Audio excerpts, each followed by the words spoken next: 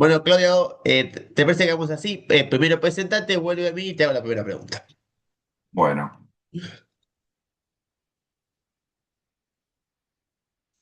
Dale, que te estamos hablando. mi nombre es Claudio Bellini, soy investigador del CONICET y profesor tanto en la Facultad de Filosofía y Letras, donde dicto Historia Argentina 2, 1862-1916, y en la Facultad de Ciencias Económicas, donde doy Historia de la Economía y de las Políticas Económicas en Argentina. Justo para empezar la primera pregunta, agarraba de mi biblioteca. Uno de los primeros libros que leí es este libro, Las masas y las lanzas de Jorge Abelardo Ramos. Bien. Y en el último párrafo sirve para encauzar la primera pregunta que es sobre historia económica argentina. Acá está, dice, los ferrocarriles ingleses se impondrán sobre las tierras montoneras a costa de látigo y cuchillo. El Chacho será degollado y los representantes ingleses encontrarán sus tierras para relinchar de placer. Se puede decir en esa alusión poética, en esa cosa tan florida que tenía Ramos, Sí. que haciendo historia contrafáctica, cuando se gana en Pavón, la Argentina podría haber hecho otro modelo que no fuera el agroexportador, porque hay mucha historia ensayística, se dio Frondizi y Mesías Peña, como que era inequívoco que la Argentina iba a hacer esto, como esa colonia informal del Imperio Británico. ¿Podría haber pasado otra cosa, aunque sea historia contrafáctica? Siempre es atractivo eso, hacer un ejercicio de historia contrafáctica. Yo creo que teniendo en cuenta, diríamos así, el proceso más general en el cual la Argentina se inscribe, que es el de la expansión del capitalismo y de la incorporación de América Latina, seguramente la incorporación de todos los países de América Latina respondió al mismo patrón y al mismo modelo de desarrollo que tenía que ver con la producción para la exportación.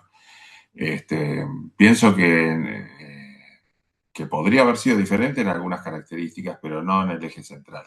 Digamos, no en las características centrales, sino en algunas digamos, de los aspectos más, eh, podríamos decir, colaterales, en donde de luego había lugar para que los actores, la élite política dirigente, la élite económica, decidiera de alguna manera otras fórmulas económicas, pero no creo que podría haber cambiado completamente el patrón eh, del modelo agroexportador. Básicamente porque la Argentina, como la mayor parte de los países de América Latina, era rica en recursos naturales, pero no en capital al comienzo del periodo. Por lo tanto, ahí el desarrollo de las fuerzas productivas era muy limitado.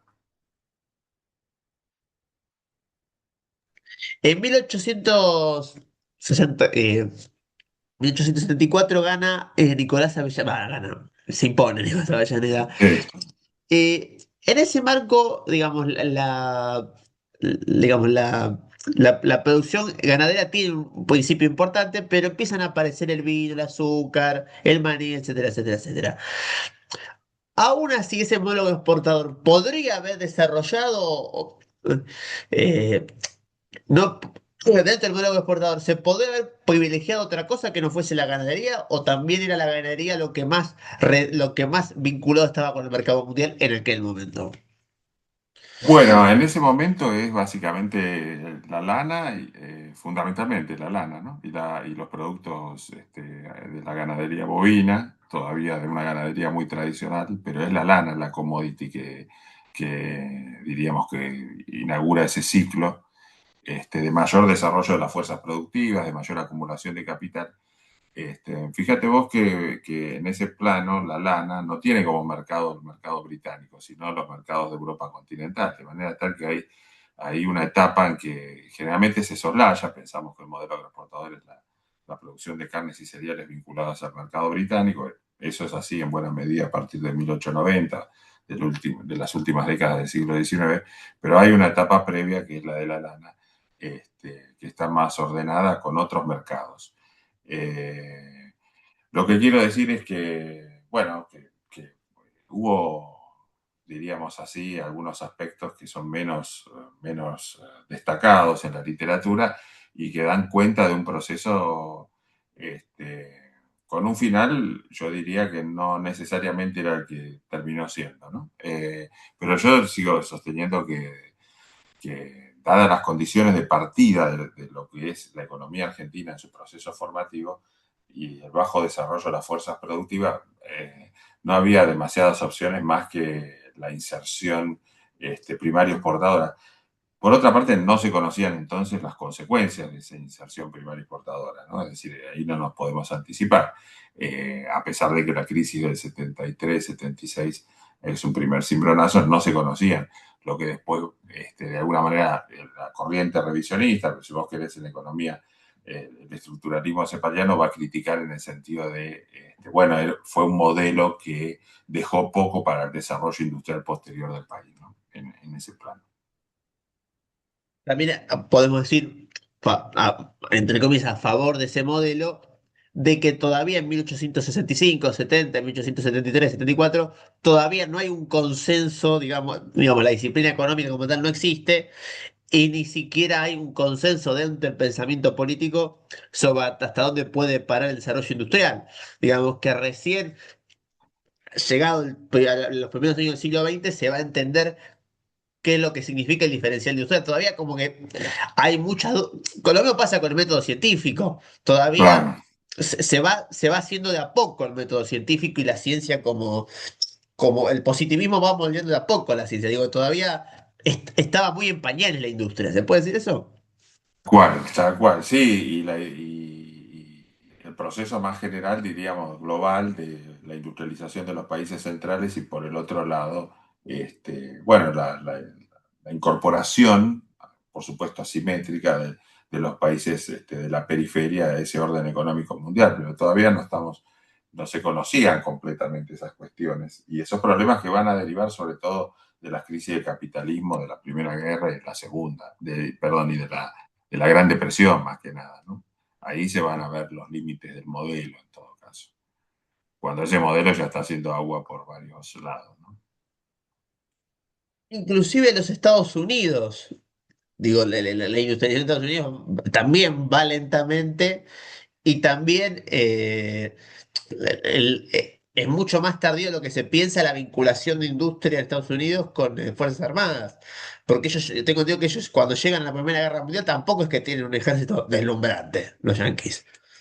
Bueno, es esto, es el desarrollo más tardío de los Estados Unidos. Lo que pasa es que Estados Unidos tiene un desarrollo industrial de todas maneras, por las características de la economía norteamericana, su gran tamaño y el manejo que hace muy pronto, el control que hace muy pronto de las tecnologías de la revolución industrial, eh, claramente ahí hacen un diferencial, ¿no? Esto remite tu pregunta a esto del timing en el ingreso, timing, el momento de ingreso en el orden económico internacional, proceso de avance de la industrialización, ¿no? Y bueno, los Estados Unidos forman parte de ese conjunto de naciones que ingresó, de eso que se llama en historia industrialización tardía, fines del siglo XIX, este último tercio del siglo XIX, ¿no? La Argentina ingresó mucho más tarde en ese plano, la Argentina, América Latina, ¿no? ¿Construcción de ferrocarriles es el gran elemento diferencial de productividad en esa época? Y eso, el ferrocarril es lo que estructura la economía argentina, la que finalmente crea un mercado nacional unificado, ¿no? Y es al mismo tiempo la que permite poner en producción recursos, la tierra fundamentalmente, que de otra manera no podrían ponerse en producción, dadas las condiciones del transporte de las mercaderías y demás, los altos costos de transporte y demás, ¿no? Entonces el ferrocarril. No es casual que la agricultura inicialmente se diera en las colonias agrícolas santafesinas, menor medida en Entre Ríos, sobre todo en Santa Fe, vinculado a la navegación de los ríos interiores, ¿no? Pero hacia el resto del país, digamos, no hay ríos navegables, por lo tanto, la única tecnología que puede hacer desaparecer, diríamos así, esa traba al desarrollo que es la distancia, las grandes distancias, la poca población, es el ferrocarril. Y ese gran elemento que estructura el mercado nacional, que crea el mercado nacional. La, eh, La tenencia británica de los ferrocarriles argentinos es que en realidad había ferrocarriles que eran argentinos, otros que eran, se hace una ley de sociedades, tengo entendido en un momento, para permitir la llegada de los ferrocarriles, como que es un proceso, De siempre se ha simplificado como los ferrocarriles eran británicos. No, es como es poco más complejo, ¿no? Bueno, es más complejo porque en realidad el primer paso lo da en capitales locales, es lo que más contemporáneamente estudiaron Teresita Gómez y Jorge Schwarzer en la primera empresa de los argentinos, ese libro fantástico, donde trabajan precisamente el trazado del ferrocarril oeste, que es un emprendimiento de artistas locales, de ganaderos y empresarios locales de Buenos Aires. Después necesitan rápidamente el auxilio del Estado provincial, que corre en auxilio de ese emprendimiento. Pero sí, los grandes ferrocarriles son de propiedad extranjera, porque lógicamente implican una gran inversión de capital, manejo y el control sobre ciertas tecnologías que localmente no se conocían, ¿no?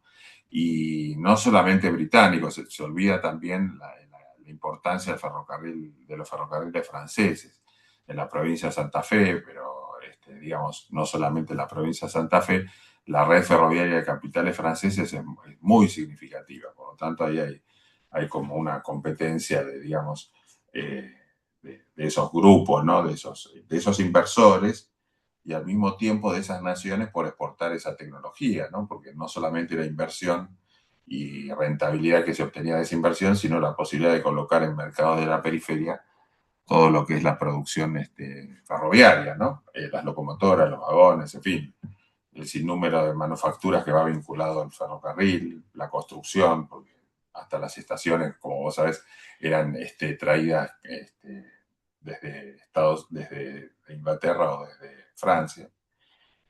¿No? Y después, por el otro lado, está la tecnología que va a utilizar los ferrocarriles estatales, eh, que se van a construir a partir de la década de 1870, mediados de los años 70, y algunas de las cosas son británicas y otra tecnología es norteamericana, ¿no? Más adelante. Pero sí, es variado, ¿no? Es variado. En ese marco, digo, a ver, el rol estratégico del Estado en la vinculación con los ferrocarriles, también cómo obedeció eso. Tengo entendido que Roca fue el que obligó hasta que vaya hasta Zapala, uno de los trenes, como que de acuerdo de que hubo más intervención estatal de lo que generalmente se pensaba en un primer momento. Escalabrino Ortiz es el que dice, creo que en la historia de los ferrocarriles argentinos, que los ferrocarriles eran las zanjas del imperialismo, las marcas del imperialismo británico Claro. en Estados Unidos, en Argentina, perdón. Digo, es más complejo, porque tengo entendido que el Estado intervino, la generación del 80 que tanto enamora al actual presidente, intervino. El Estado intervino, digamos. El Estado intervino. De todas maneras, no pensemos que la intervención del Estado en ese plano fue ni muy coherente ni muy sofisticada, porque el Estado mismo estaba en proceso de construcción. Pero sí, efectivamente, no tanto al comienzo, donde hay bastante anarquía en cuanto a las concesiones que se otorgan a empresas, a los emprendimientos privados, pero sí después en cuanto a la regulación, esto lo trabajaron colegas que están especializados en la cuestión ferroviaria, en cuanto a la regulación, sobre todo pasado la crisis del 90, que hay una gran manía ferroviaria en la segunda mitad de la década del 80. Luego se intenta de alguna manera ordenar un poco lo que es las concesiones ferroviarias. Hay intervención del Estado, el Estado es importante en este plano porque fíjate vos que gran parte de los ferrocarriles, con excepción del ferrocarril del sur que renuncia rápidamente a eso, cuentan con derechos garantidos y esos derechos garantidos son las utilidades garantizadas al 7% del capital invertido son abonados por el Estado.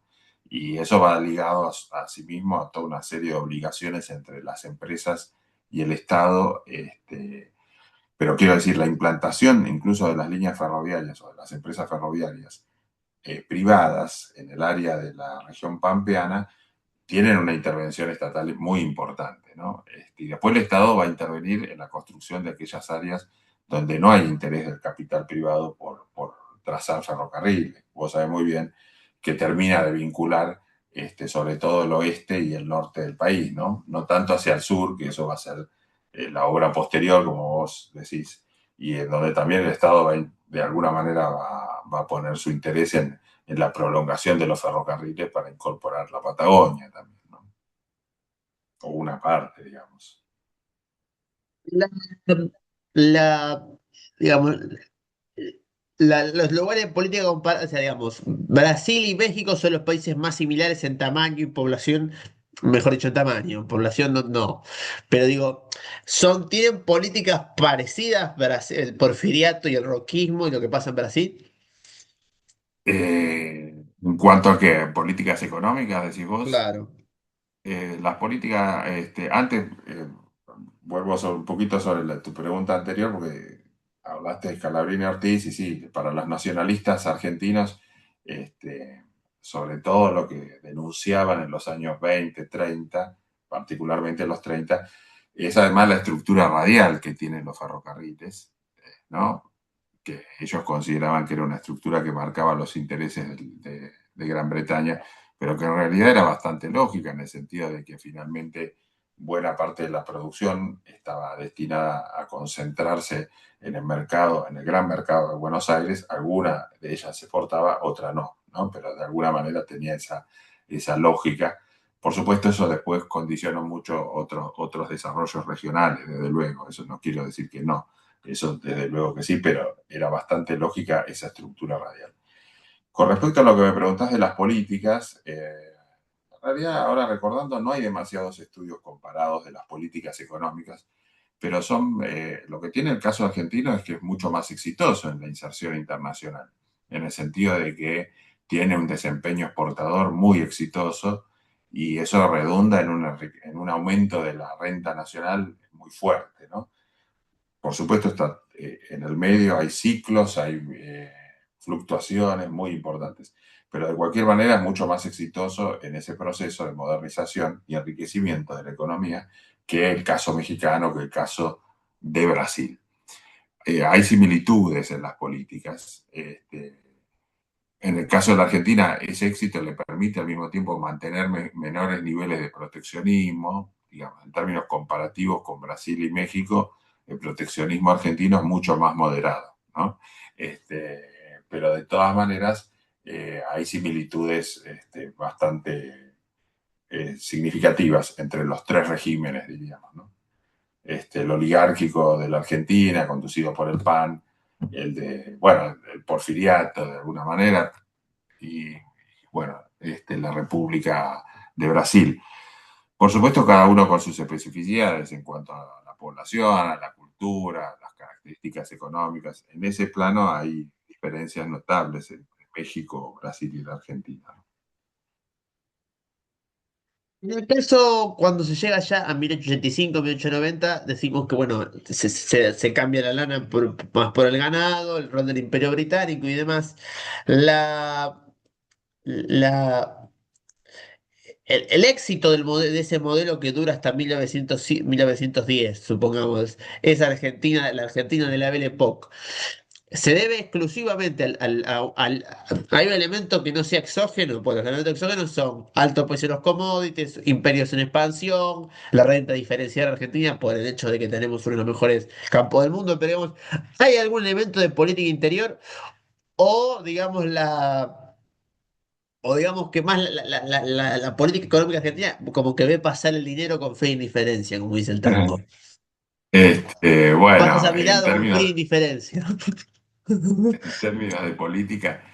términos de política, por supuesto hay elementos internos. En términos de políticas públicas, de políticas económicas, los gobiernos que van bueno, hasta la Primera Guerra Mundial, en realidad hacen un poco la práctica que se hacía en el siglo XIX, la mayor parte de los gobiernos, es decir, si bien hay una intervención activa en la formación del mercado nacional, en la implantación o en la consolidación de las relaciones capitalistas de producción, en fin, también hay una intervención importante en la estructuración, en el acuerdo de crear nuevos núcleos, son la economía azucarera en el noroeste y la economía vitivinícola en el oeste, digamos, porque eso nace de una política, de eso que se llama el proteccionismo moderado, ¿no?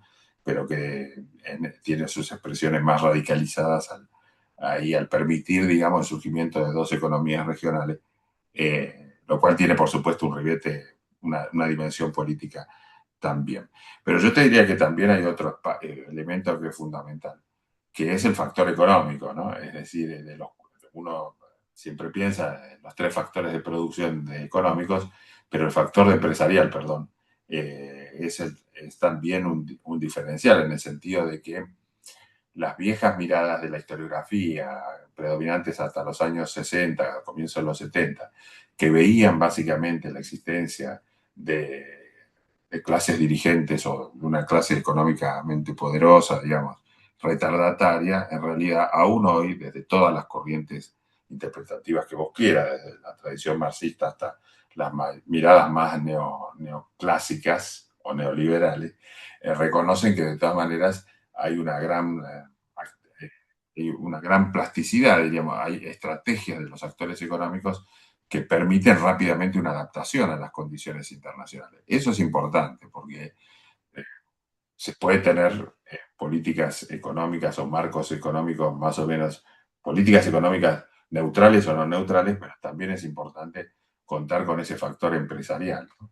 Y da la impresión de que ese factor empresarial está ahí presente, digamos, eh, en mayor o menor medida. Hay interpretaciones muy, también a veces muy optimistas sobre eso, pero evidentemente hay una capacidad en la clase terrateniente y también yo diría en el empresariado industrial, en los grandes empresarios, de pensar proyectos, incorporar innovaciones a los procesos productivos o transformaciones, si vos querés, o alentar modernizaciones, sin que eso implique un salto cualitativo en el sentido de pensar en comportamientos schumpeterianos, pero sí en la hora de pensar en que es necesario, bueno, dotar a los frigoríficos, ¿no? A las estancias de las mejores formas de organización posible de la producción, y lo mismo sucede con los grupos más fuertes en el sector industrial, ¿no? La industria más heterogénea todavía, pero de todas maneras hay una intención allí de modernización,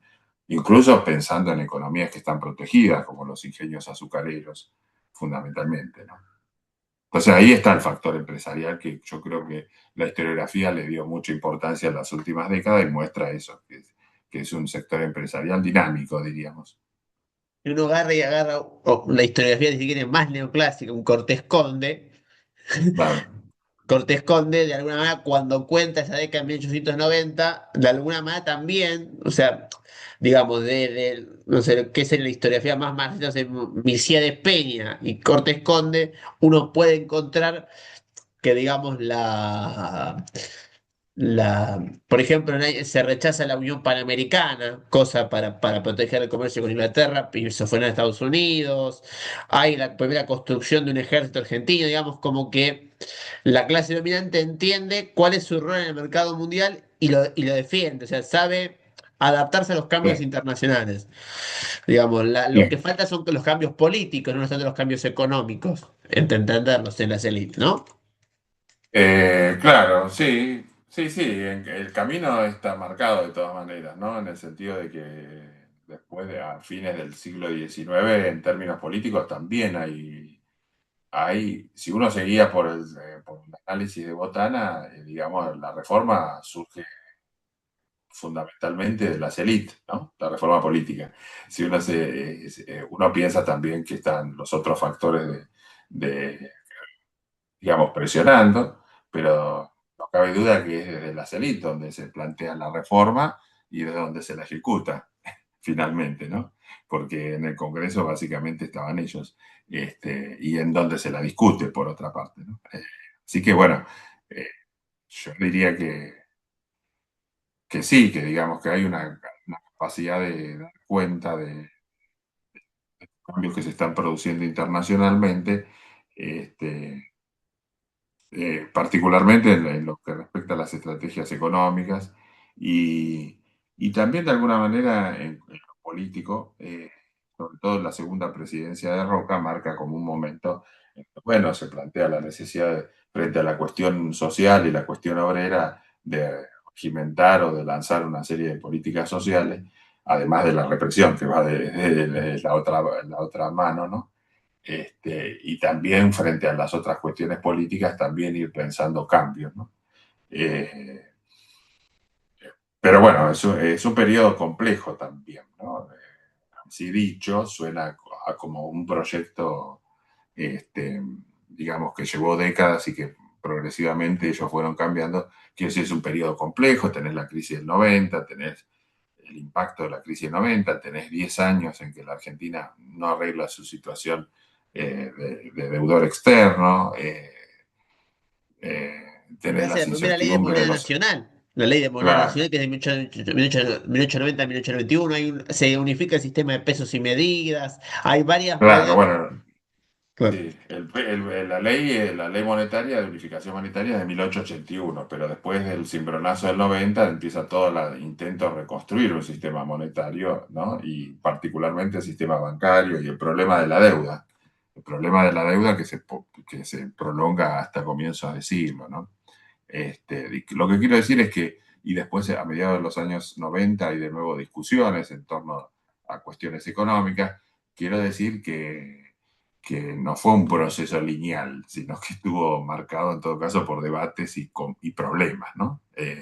No tenían por qué saber cómo seguiría la cuestión, sobre todo que vendría una etapa de fuerte crecimiento que es los primeros 15 años del siglo XX, entre bueno, los primeros 13 años del siglo XX, ¿no? Que son una etapa de muy alto crecimiento. Vinculado a esto, la producción para la exportación de carnes y cereales. Estos años de 1900 a 1914, en términos económicos, digamos, el capitalismo, a ver, los imperios se reparten el mundo y hay como se establece políticamente la División Internacional del Trabajo. ¿Con qué se puede decir, digamos, de la, la- con quiénes, qué clase dominante surge de esos 13 años, digamos? ¿Qué es la sociedad rural? ¿Quiénes son? Cómo, digamos, quiénes son los ganadores del modelo? Bueno, ahí se ha discutido mucho sobre la naturaleza, digamos, de las clases propietarias de la élite económica. Si se trató de una clase dominante, la hipótesis de trabajo de Jorge Sábato, en el sentido de ser una clase dominante multiimplantada, digamos, con estrategias de multiimplantación en diversos sectores y particularmente con un enfoque comercial y financiero de sus estrategias económicas, o si se trató más bien de sectores de una clase dominante marcada por la especialización en el negocio ganadero, ¿no? Este, yo diría que toda la evidencia, diríamos, marcaría más bien la existencia de una élite económica donde la cúspide está centrada en los grandes estancieros, ¿no? En los grandes estancieros. Eh, Conocemos menos en ese plano sobre las formas de diversificación de sus intereses hacia otros sectores productivos. Sabemos muy bien que la inversión en la ganadería eh, a veces iba acompañada también en inversión urbana, es decir, hay una gran inversión urbana en Buenos Aires, en las grandes ciudades del litoral, y demás. Sabemos menos sobre el sector industrial, sobre la vinculación con el sector industrial, ahí sabemos algo más sobre la relación entre los grupos financieros, los grandes grupos económicos que se forman al calor del último tercio del siglo XIX y sus inversiones industriales, pero no cabe duda que el eje está sobre la inversión en la producción primaria, en la ganadería, diríamos, ¿no? Ese es el eje. Por eso la Argentina es digamos, el eje es la carne, la producción de la carne, y vinculado a eso, la Argentina se convierte en uno de los principales exportadores mundiales de cereales, ¿no?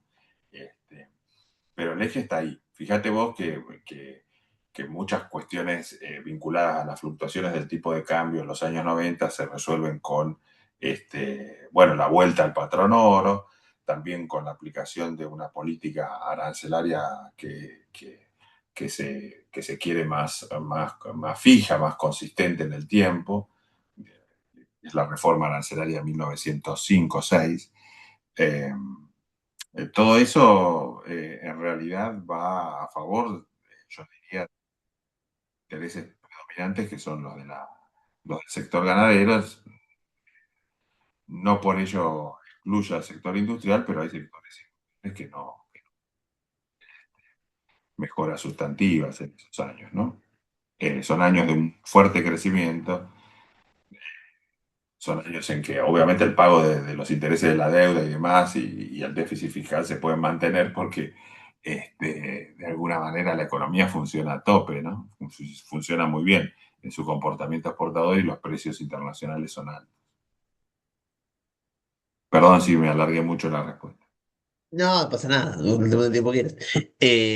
Es interesante cómo tributariamente el Estado empieza a poner primero barreras arancelarias, hay una especie de patrono, podemos llamarlo una especie de control de cambios, hay una inversión en obra pública. Lo que pasa es que todavía, como que uno ve que el Estado no termina de entender como que no, administrativamente el Estado todavía funciona, o sea, no tiene aceitado bien los mecanismos administrativos. Eso se nota mucho en los primeros años del siglo XX, que tardará el Estado en buscar el mecanismo para poder apropiarse de la renta también, las retenciones, cómo regular los precios internos, cómo regular la policía para evitar el contrabando, como que todavía el Estado se va haciendo de a poco y esos que van haciendo de a poco Estados también son los estancieros. Digamos, los precios en aquel momento para el consumo interno de la carne. Es verdad ese mito que era muy barata la comida. ¿Cómo era cómo se vinculaba el mercado interno con un país que exportaba tanto ganado?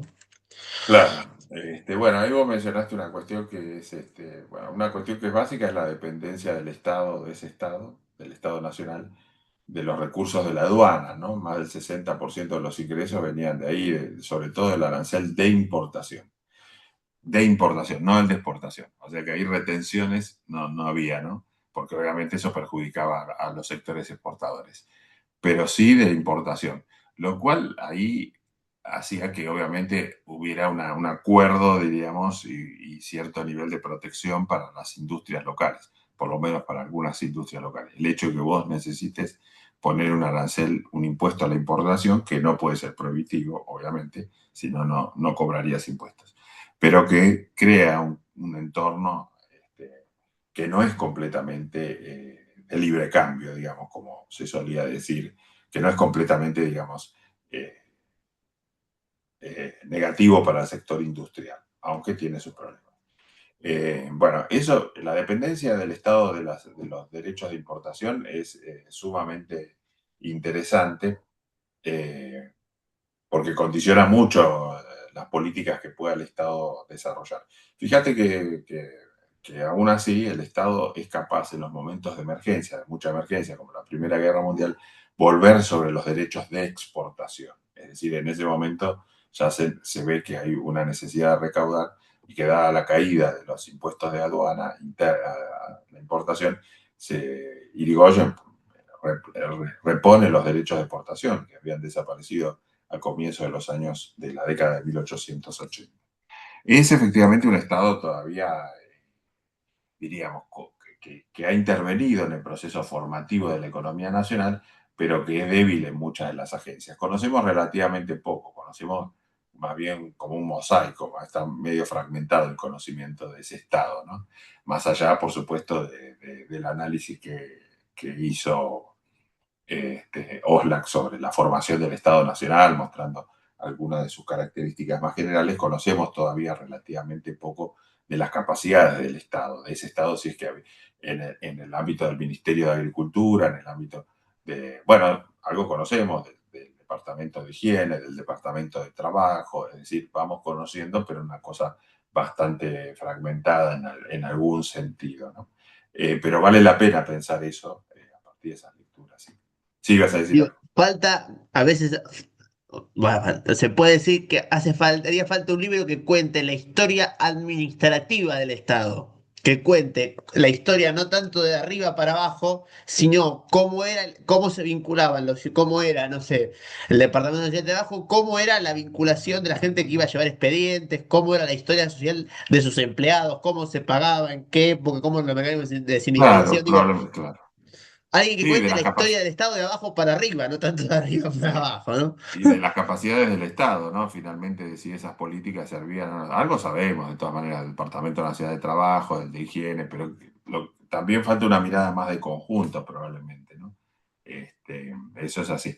Con respecto al nivel de vida, bueno, ahí hay que diferenciar lo que es Buenos Aires de otros espacios regionales en donde las cosas cambiaban. Pero efectivamente, una de las cosas evidentes, con fuentes cualitativas, pero también uno puede tomar fuentes cuantitativas, que los alimentos, la carne fundamentalmente, era muy barata en la Argentina, ¿no? Entonces, como fuente de proteínas era esencial y la población consumía mucha carne en ese sentido, ¿no?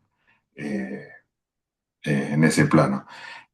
No hay mayores problemas hasta el momento de la guerra, que el impacto, la crisis de la guerra es un impacto terrible, ¿no? Entonces, ahí sí hay una mayor intervención, como puede, porque en realidad la intervención sobre los mercados es nueva, es del periodo de la guerra, incluso para los países europeos de la Primera Guerra. Y para Estados Unidos la intervención más fina sobre los mercados es un poco del periodo de la guerra y bastante desastrosa la experiencia internacional, ¿no?